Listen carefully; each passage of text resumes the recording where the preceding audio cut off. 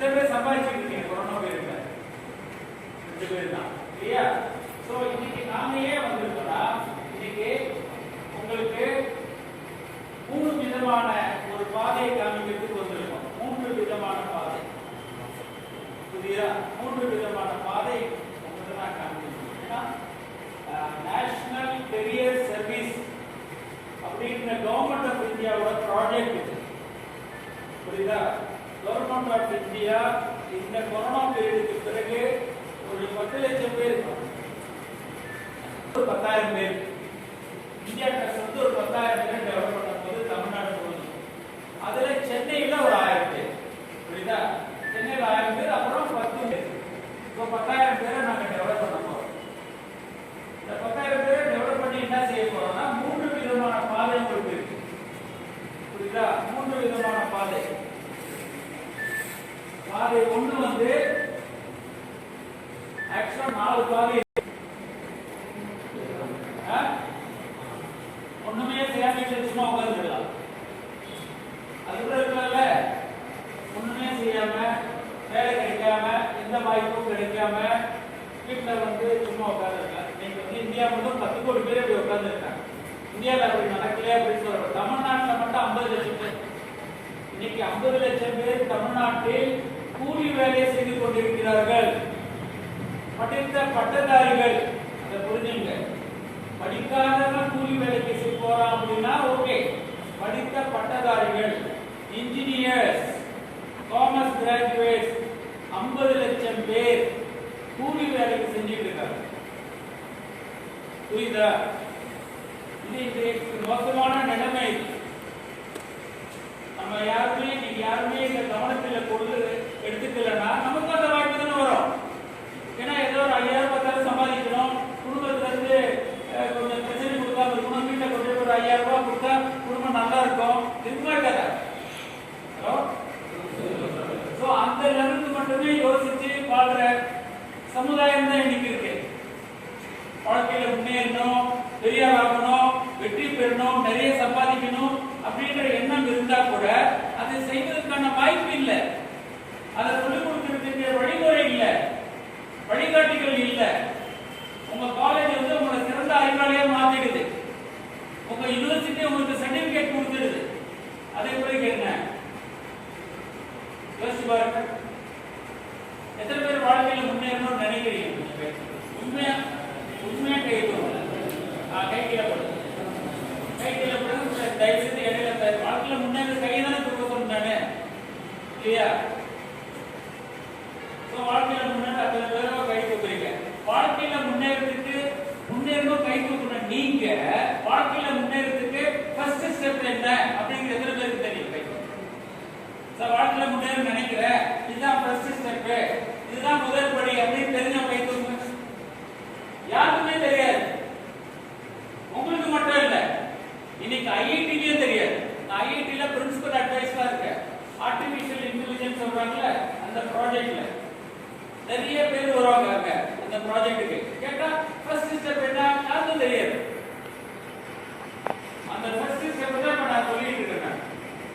புரியுதுங்களா? இப்ப நீங்க தான் உங்க பெரிய அறிவாளி நினைக்கிறீங்களா, முட்டாள் நினைக்கிறீங்களா? 17 வருஷம் படிச்ச நீங்க முட்டாளா இருக்கிறதுக்கு வாய்ப்பு இருக்கா? அறிவில்லாதவனா இருக்கிறதுக்கு வாய்ப்பு இருக்கா? ஏதோ ஒரு அறிவு இருக்குல்ல, இவ்வளவு படிச்சிருக்கோம்ல. எத்தனை எக்ஸாம் எழுதிருக்கீங்க? எத்தனை எக்ஸாம் சின்ன வயசுல இருந்தீங்க? எக்ஸாம் தான். படி தான். எக்ஸாம், படிப்பு, மார்க், அவ்வளவுதான். இதேதான் உங்க வாழ்க்கையில போயிருக்கு. அப்ப நீங்க எல்லாம் ஓரளவுக்கு அறிவாளிகளா தானே இருப்பீங்க. ஆனா அடிப்படை விஷயங்கள் நிறைய இருக்கு, அதை நீங்க தெரியாம இருக்கிறாங்க. இன்னைக்கு நான் வந்து நிச்சயமா உங்க எல்லாருக்கும் நான் சவால் விட முடியும். சார், நான் மாசம் 1 லட்சம் நான் சம்பாதிக்கணும்னு நினைக்கிறேன், அதுக்காக உழைக்க நினைக்கிறேன் அப்படின்னு நீங்க யாராவது நினைச்சீங்கன்னா அதை அச்சீவ் பண்ண முடியும். இப்ப இன்னைக்கு அந்த வாய்ப்புகள் இருக்கின்றன. மாசம் எவ்வளவு? எத்தனை பேருக்கு அந்த எண்ணம் இருக்கு? கை தூக்க பார்க்கலாம். ஒரு மாசம் 1 லட்சம் சம்பாதிச்சா சார் வாழ்க்கையே. கை தூக்க பார்க்கலாம். இவ்வளவு பேர் கை தூக்குறீங்க இல்லையா? இந்த விளையாட்டுல கை தூக்குறீங்க, சும்மா கை தூக்குறீங்க. நம்ம சின்ன குழந்தைய நம்ம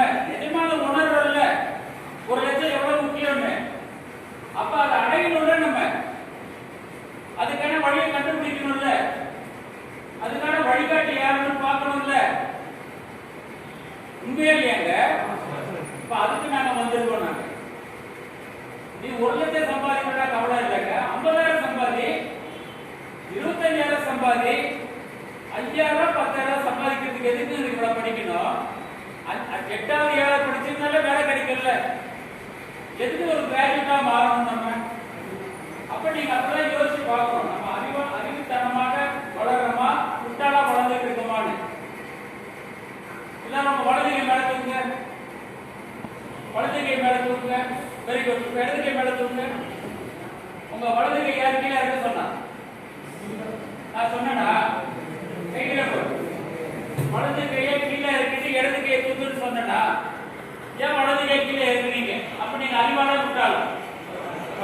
அப்ப நமக்கு தெரியல, முட்டாள் தானே வேண்டாம். நமக்கு தெரியல தானே, ஏதோ தப்பு நடக்குது இல்ல. நான் சொல்ற விஷயத்துல ஏதோ புரியல இல்ல உங்களுக்கு. இப்ப வலது கை நடத்துவங்க, இப்ப இடது கை தூங்க, இப்போட அறிவாளியா மாறிட்டீங்க. சோ ஒரு அறிவாளி தனிமா கையில போட்டு பேசாத, அமைதியா இருங்க. ஒரு கொஞ்ச நேரம் தான். நான் டெய்லி வரப்போறது இல்லை. டெய்லி உங்களை பார்த்து கொண்டிருக்கிற ப்ரொஃபசர் அவங்க டெய்லி உங்களை பார்த்துறாங்க. நான் இன்னைக்கு தான் வந்திருக்கேன். ஒரு தடவை தான் பேச போறேன்.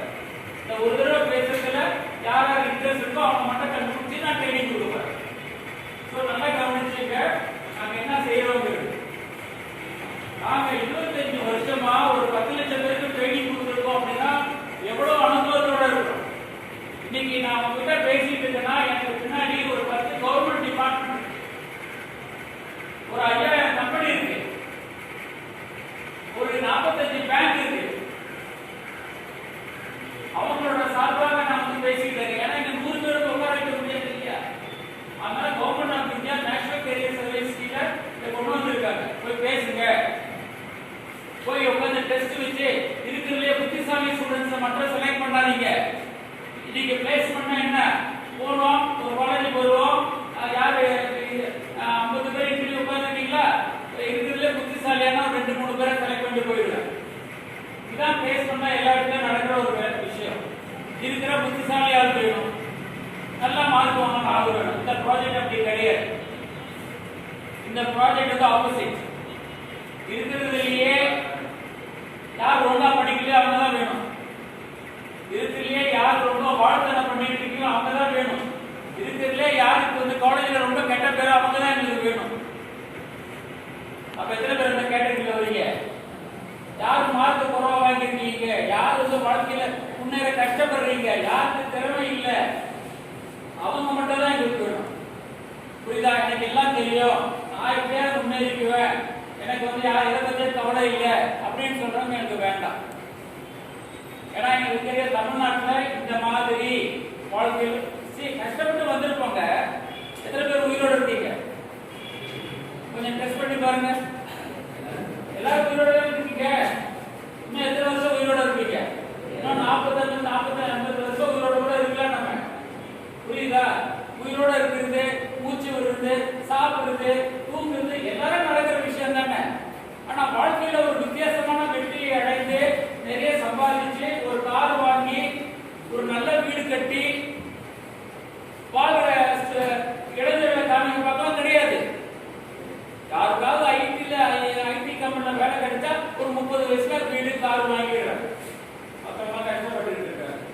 என் கூட நீங்க வந்தீங்கன்னா நம்பத்துல போய் காமிப்பேன்.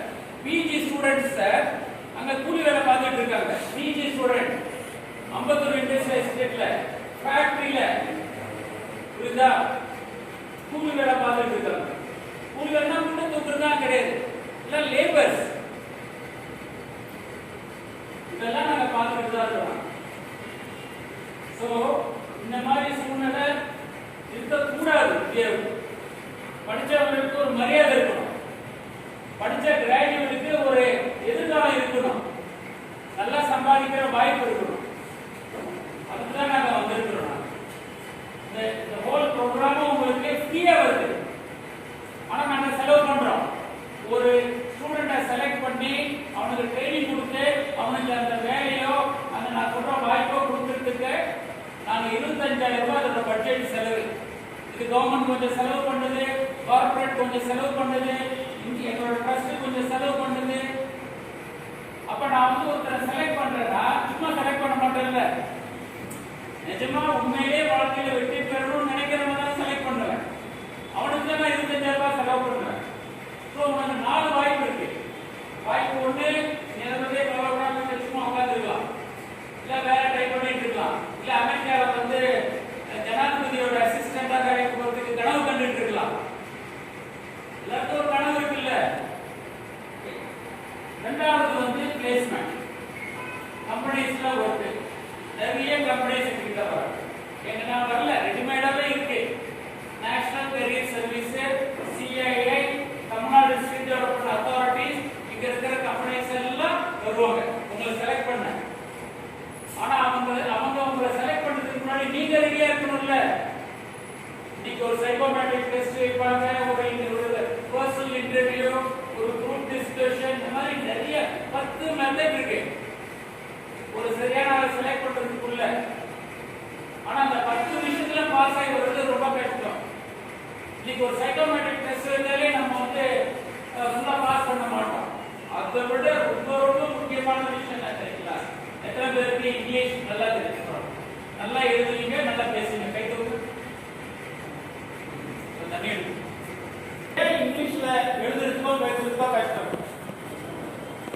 ஏங்க கஷ்டம்? மதத்தான் கிடையாது. ஆனா ஃபாரின் தமிழ் தெரியுது இல்ல. 17 வருஷத்து உலகத்துல இருந்திருக்கீங்களே. ஒரு இங்கிலீஷ் நல்லா எழுத படிக்க 3 மாசம் போயிருக்கு. இங்க இருந்து ஜப்பானுக்கு கொடுக்க போறோம். ஜப்பான் லாங்குவேஜ் கத்துக்கிட்டாதான் அங்க வேலையே கிடைக்கும். ஸோ 3 மாசம் அங்க ஜப்பான்லயே உட்காந்து இந்த லாங்குவேஜை 3 மாசத்துல கத்துக்கிறான். ஜெர்மனிக்கு போறான், 3 மாசத்துல கத்துக்கிறான். அப்புறம் ஒரு லாங்குவேஜ் கத்துக்கிட்டு எவ்வளவு நாள் போதும்? 3 மாசம் போதும். நீ 17 வருஷம் உட்காந்து படிச்சிருக்க. ஏன் இங்கிலீஷ் வரல? சரியா படிக்கல, இல்ல சரியா சொல்லி தரலையா? சரியா சொல்லி தரல, நீங்க சரியா படிக்கல. இங்கிலீஷை எப்படி சொல்லி தரணும் அப்படிங்கிறது இன்னைக்கு இந்தியாவில் கிடையாது. புரியுதா? தாய்மொழி வேற, ஃபாரின் லாங்குவேஜ் வேற. ஃபாரின் லாங்குவேஜ் சொல்லி கொடுக்கறதுக்கு வேற மெத்தட் இருக்கு. ஆனா இந்தியாவில் என்ன பண்றாங்க? தாய்மொழியை சொல்லி கொடுக்குற மாதிரி இங்கிலீஷை சொல்லி தராங்க. அது தப்பு. இதெல்லாம் நாங்க போய் கரெக்ட் பண்ணிட்டு இருக்கோம். ஸ்பெல் மீன் கேள்விப்பட்டிருக்கீங்களா? எத்தனை பேர் கேள்விப்பட்டிருக்கீங்க? அது எங்க கம்பெனி தான். ஸோ ஸ்கூல்ல இருந்தே கரெக்டா இங்கிலீஷ் சொல்லி கொடுத்துட்டு வரணும். 2000 ஸ்கூல்ல இன்னைக்கு எங்களோட இங்கிலீஷ் லாங்குவேஜ் ப்ரோக்ராம் இந்தியா முழுவதும் நடந்துருக்கு. ஸோ எங்களுக்கு தெரியும், நம்ம வந்து 3 மாசத்துல 2 மாசத்துல ஒன்று இங்கிலீஷ் பேச வைக்க முடியும், இங்கிலீஷ் தப்பு இல்லாமல் எழுத வைக்க முடியும். ஸோ இதெல்லாம் தேவை.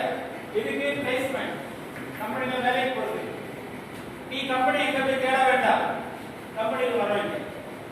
புரியுதா? எங்கிட்ட ட்ரைனிங் மெத்தட் என்ன நான் சொல்லிடுறோம். அடுத்தது 3வது ஆண்டர்பிரினர்ஷிப். ஆண்டர்பிரினர்ஷிப்னா என்ன? தொழில் முனைவோர். ஒரு நான் தொழில் அமைக்க போறேன், ஒரு இண்டஸ்ட்ரி வைக்க போறேன், ஒரு இன்னோவேஷன் இருக்கு, ஒரு நல்ல ஐடியா இருக்கு, ஒரு தொழிற்சாலை ஆரம்பிக்க போறேன், ஒரு 100 பேருக்கு வேலை கொடுக்க போறேன், ஒரு 10 பேருக்கு வேலை கொடுக்க போறேன் அப்படின்னு நினைக்கிறது ஆண்டர்பிரினர்ஷிப்.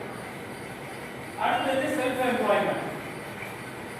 நான் கடை வைக்க போறேன் சார், ஒரு காய்கறி கடை வைக்க போறேன், ஒரு டீ கடை வைக்க போறேன், துணி கடை வைக்க போறேன். சொந்தமா நானே பிசினஸ் ஒரு 15,000 ரூபாய் 20,000 ரூபாய் முதலீடு பண்ணி நானே சொந்தமா ஒன் மேன் ஷோ சொந்த பிசினஸ் பண்ணல. கொண்டாடி இருக்காங்க தானங்க. நொளம்பூர்னா தெரியுதுல்ல, அங்க ஒரு கீரைக்காரி டெய்லி 1000 ரூபாய் சம்பாதிக்கிறான். கீரை விற்கிறார். கரெக்டா 5 மணிக்கு வருவா, 8 மணிக்கு போயிடுவாங்க அந்த அம்மா. நான் 2-3 வருஷம் பார்த்துட்டு இருக்கேன். கீரை வாங்குறேன்ல, நான் கேட்கிறேன் எவ்வளவு டெய்லி 1000 ரூபாய் சம்பாதிக்கிறேன் சார், என்ன எவ்வளவு செலவு பண்ண? எங்களுக்கு என்ன சார் செலவு இருக்கு? இப்ப பாத்துக்க, ஒரு கீரைக்காரியால் சம்பாதிக்க முடியுது. அப்புறம் அந்த கையேந்தி பவன் இருக்குல்ல,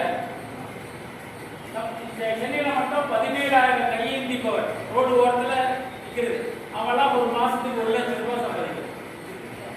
இஸ்திரி பண்றாங்கல்ல, அண்ணா நகர்ல மட்டும் ஒரு 1000கணக்கான பேர் இருக்கான், ஒரு மாசம் 1 லட்சம் சம்பாதிக்கிறாங்க. நிறைய அன்ஆர்கனைஸ்ட் செக்டார்ல இந்த மாதிரி வாய்ப்புகள் இருக்கு. ஆனா நம்ம மாதிரி ஸ்டூடெண்ட்ஸ் அந்த வேலைக்கு போக முடியாது இல்லையா? அதே பேர் ஆண்டர்பிரினர்ஷிப், அது பேர் செல்ஃப் எம்ப்ளாய்மெண்ட் இல்ல. சோ நாங்க உங்களுக்கு சொல்லி தரோம் இந்த விஷயம். ஃபர்ஸ்ட் விஷயம் நான் சொல்லி தர வேண்டிய அவசியம் இல்லை. புரியுதா? இந்த விஷயம் பிளேஸ்மெண்ட் வேலைக்கு போறது, ஆண்டர்பிரினர்ஷிப் ஆகுது, செல்ஃபோன் வைக்கிறத நாங்க சொல்லி தரோம். ட்ரைனிங் ரொம்ப முக்கியம் எங்களுக்கு. இன்னைக்கு மிலிட்டரியில சேர்ந்தவங்க கூட ட்ரைனிங் முடிச்சாங்கன்னா ட்ரைனிங் வேலை செலக்ட் பண்ணிடுவாங்க. ஆனா 1.5 வருஷம் ட்ரைனிங் எடுக்கணும். புரியுதா? போலீஸ் அப்படி தானே, செலக்ட் பண்ணிடுவாங்க. ஆனா 1 வருஷம் ட்ரைனிங் எடுக்கணும். நர்ஸா செலக்ட் பண்ணிடுவாங்க 3 வருஷம் படிச்சா கூட. ஆனா நீ 6 மாசம் ட்ரைனிங் எடுக்கணும். நீ டாக்டர் படிச்சா கூட 1 வருஷம் ட்ரைனிங் எடுக்கணும் ஆஃபீஸருக்கு. ஆனா நம்ம மட்டும்தான் படிச்சு முடிச்ச உடனே ரெடியா அப்பாயின்மெண்ட் ஆர்டர் வேணும்னு நினைக்கிறோம். அது தப்பான எண்ணம். ஆனா நீ படிச்சு முடிச்ச பிறகு நீ இப்ப ட்ரைனிங் எடுக்க வேண்டாம். படிக்கும் போதே ட்ரைனிங் எடுத்துக்கலாம்ல. எத்தனை மணி நேரம் டைம் வேஸ்ட் பண்றோம்? வாரத்துக்கு ஒரு தடவை ட்ரைனிங் எடுக்கலாமா? அதுவும் சண்டேல காலேஜ் நாள் இல்ல, சண்டே மட்டும் ட்ரைனிங், 2 மணி நேரம் ட்ரைனிங். புரியுதா? இதுதான் நாங்க செய்ய போறோம். சோ நம்மளோட யூனிவர்சிட்டி எக்ஸாம் மே மாசம் யூனிவர்சிட்டி எக்ஸாம் வரும். அது வரைக்கும் வாரத்துக்கு ஒரு நாள் சண்டே ட்ரைனிங் வரணும். எங்க இடத்துக்கு வரும். நாங்க சொல்றோம் எங்க எங்க ட்ரைனிங் சென்டர் அண்ணா நகர்ல தான் இருக்கு. உங்களுக்கு பக்கம் தான், திருமங்கலம் ஜங்ஷன்லயே இருக்கு. அங்க தான் ட்ரைனிங் நடக்கும். வாரத்துக்கு ஒரு தடவை கட்டாயமா 2 மணி நேரம் நாம உங்க மேட்ச் சொல்லுவோம். ஏன்னா சென்னையில இந்த ஏரியால இருக்கிற 10 காலேஜ் இருக்காங்க. ஒரு காலேஜுக்கு ஒரு டைம் கொடுத்துருக்கோம். ஸோ உங்க காலேஜுக்கு ஒரு டைமிங் இருக்கு. புரியுதா? கன்சல்ட் காலேஜ் இந்த பேட்ச் டைம் வரணும். உங்களுக்கு மோஸ்ட்லி சண்டே மத்தியானம் இருக்கும். புரியுதா? சண்டே மத்தியானம் 2 to 4 ட்ரைனிங் இருக்கும். மோஸ்ட்லி ஜென்ஸ் பாய்ஸ் அப்படிதான் இருக்கு. கேர்ள்ஸ்க்கு வந்து மார்னிங் இருக்கும். புரியுதா? ஸோ அதனால இதுல வந்து எங்களை எப்படி செலக்ட் பண்ணணும், நீங்க சரியான ஆளா, உங்களை வந்து ரிஜெக்ட் பண்ணலாமா செலக்ட் பண்ணலாமாங்கிறத நாங்க உடனே அர்ஜென்டா பண்ண மாட்டோம். புரியுதா? நீங்க நான் பேசிட்டு போறேன், என்னோட ப்ரோஷர் உங்களுக்கு கொடுத்துருக்கிறேன். அந்த அட்ரஸ்க்கு நீங்க சண்டே யாரோட வரணும். இதுல வந்து ரிஜெக்ஷனே கிடையாது. புரியுதா? ரிஜெக்ஷனே கிடையாது.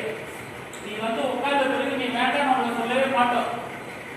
நீ இருக்கிறதுலயே ரொம்ப மோசமான ஸ்டூடெண்டா இருந்தா நாங்க நோ சொல்ல மாட்டோம். நீ ட்ரைனிங் வரலாம். புரியுதா? ஆனா ட்ரைனிங் கண்டினியூஸா வரணும்ல, அதை மட்டும் நாங்க பார்ப்போம். புரியுதா? ஸோ ட்ரைனிங் எப்படி நடக்கும்னா, இது வந்து மார்ச் மாசம் இல்லையா? மார்ச் மாசத்துல 2 சண்டே ட்ரைனிங் நடக்கும். 2 சண்டே. ஏப்ரல்ல 4 சண்டே நடக்கும். மே மாசம் யூனிவர்சிட்டி எக்ஸாம் நடக்கும். மே மாசத்துல அந்த எக்ஸாம் டைம்ல எதுவுமே இருக்காது. எக்ஸாம் முடிஞ்ச பிறகு 30 நாள் 30 days நீங்க ட்ரைனிங் எவ்ரிடே வரும். சரியா? 30 நாள் into 2 மணி நேரம் 60 மணி நேரம். இது ஒரு 8 into 2 16 மணி நேரம் 75 மணி நேரம் ட்ரைனிங்.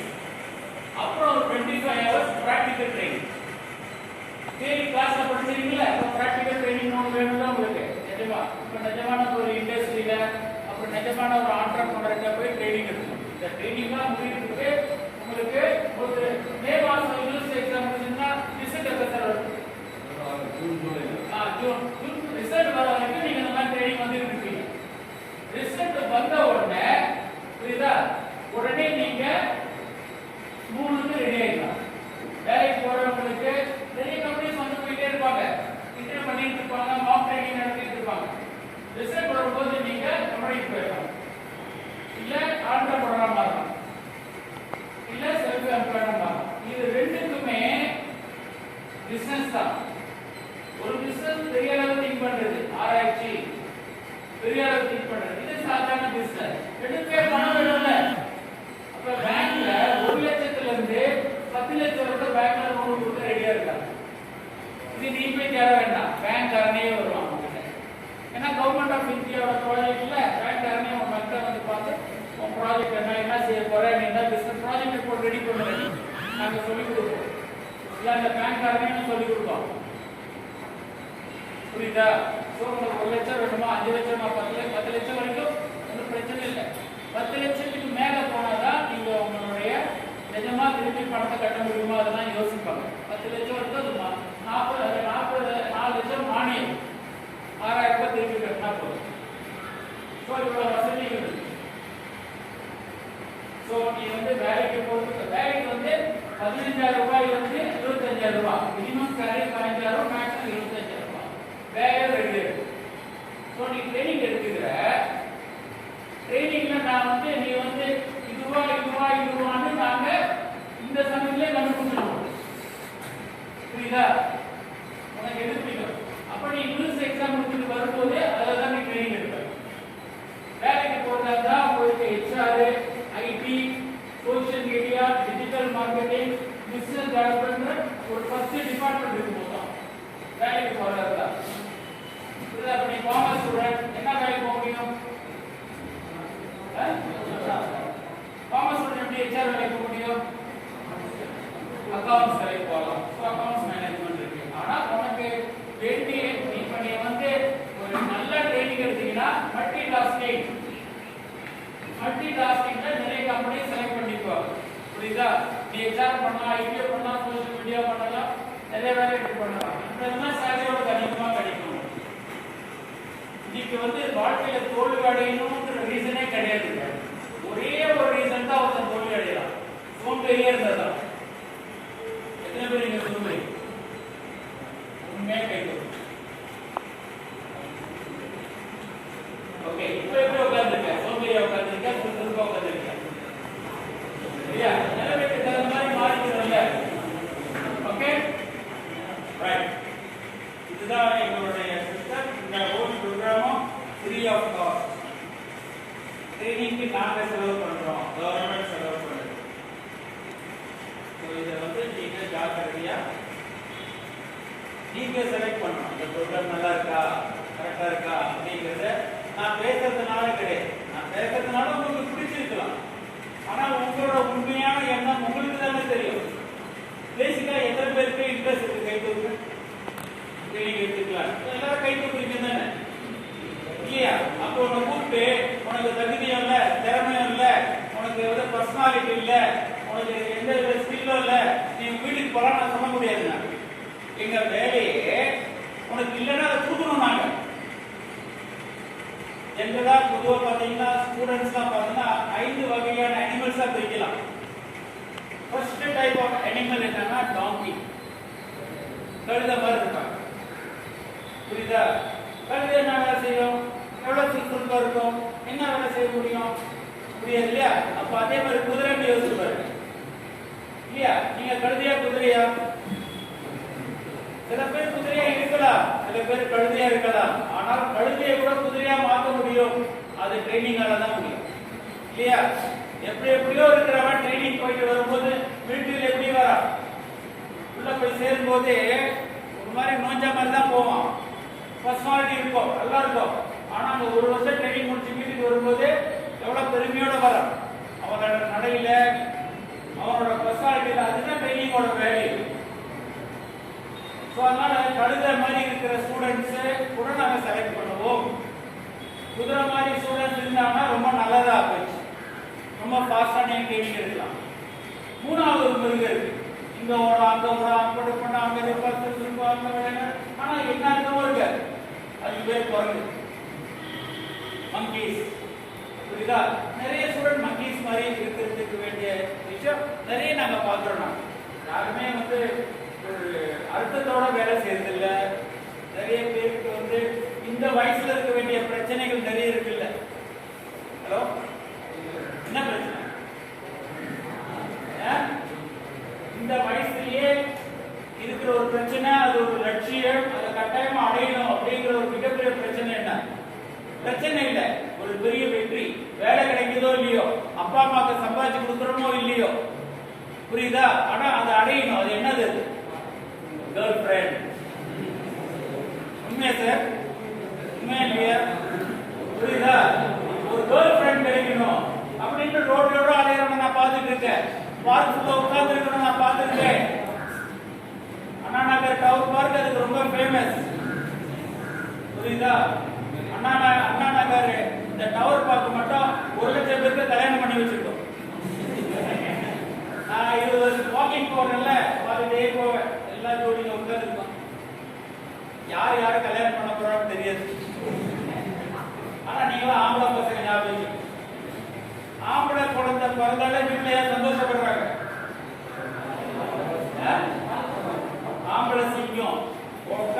காப்பாற்றுவான் அப்படின்னு தைரியம் இருக்குல்ல உங்க அப்பா அம்மாவுக்கு.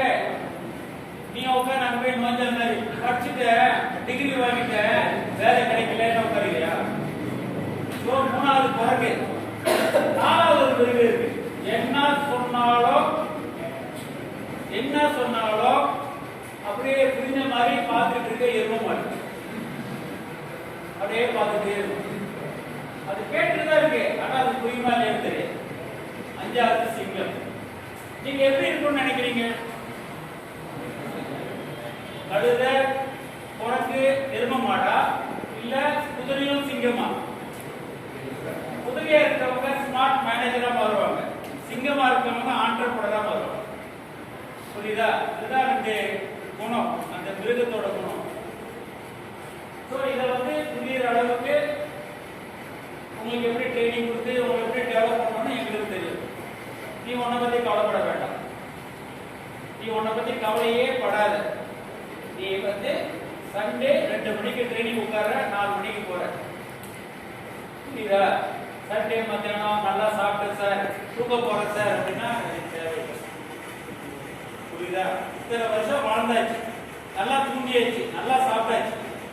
அடுத்த 2-3 மாசம் ரொம்ப ஜாக்கிரதையா அந்த ட்ரைனிங் எடுத்துன்னா வாழ்க்கையில நல்ல ஒரு எதிர்காலம். புரியுதா? இவங்க எல்லாம் வந்து இந்த மாசம் 15,000 25,000 சம்பாதிப்பாங்க. இவங்க எல்லாம் வந்து மாசம் 1,00,000 ரூபாய் சம்பாதிக்கிறதுக்கு ட்ரைனிங் கொடுக்கும். புரியுதா? ஆண்டர்பிரனர்ஷிப் வந்து மாசம் 1,00,000 சம்பாதிக்கணும். அப்பதான் அதுக்கு வேல்யூ. இது திரும்பி 10,000 ரூபாய் சம்பாதினா அதுக்கு நீ வேலைக்கு போடாம பிசினஸ் மேனுங்கிறது வாட்சை கட்டி வச்சிருந்தோம். எத்தனை மணி நேரம் 6 மணிக்கு வேலை செஞ்சாலும் வரணும், ட்ரைனிங் வரணும். நைட்டு 12 மணிக்கு ப்ராஜெக்ட் இருந்தாலும் பண்ணணும். நாங்கள் அவ்வளோதான் கஷ்டப்பட்டோம். ஆனால் நான் கஷ்டப்படும் போது 30 வயசு, 5 வருஷம் கஷ்டப்பட்டேன். ஒரு ஆண்டர்பிரனரா மாறுது. இப்போ 35லேருந்து 65 வயசு வரைக்கும், 65 வயசு வரைக்கும் நான் ஆண்டர்பிரனரா இருக்கிறேன். நான் நினைச்சா ₹1 கோடி சம்பாதிச்சுட்டு தான் இருக்கேன். புரியுதா? சம்பாதிக்கலாம், ஜாலியாக இருக்காது. ஸோ இது எல்லாமே 3 விஷயமும் கலந்த ஒரு வாய்ப்பு உனக்கு கிடைக்கும் போது இதில் யார் இன்ட்ரெஸ்ட் இருக்கோ அவங்க மட்டும் ஒரு சின்ன பேப்பர் எடுத்துங்க. உங்க பேரு, உங்க டிபார்ட்மெண்ட், உங்க போன் நம்பர்